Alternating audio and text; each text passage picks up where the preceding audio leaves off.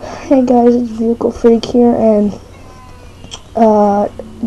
yesterday I made two little paper creations. They're not like origamis, they're just like flat papers with double-sided and stuff. So it's a truck and a car. This is the car. It's double-sided, but it's flat, see? It's not like an origami. Yeah, this was actually really easy to make. The wheels, it was actually separate.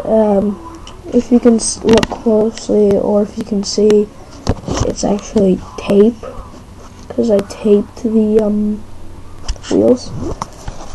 Yeah, so that's the car, and here is the truck. That's just the truck itself. Two wheels, little lightning designs here. It's double-sided as well. Same thing with the wheels, it's taped. And there's also a trailer that I added. Just random design here. The random logo. And some weird lines, I don't know. There's a little thing that you connect the trailer to, and same thing with the wheels. I taped it. So yeah, I guess that's really it. Just a car and a truck.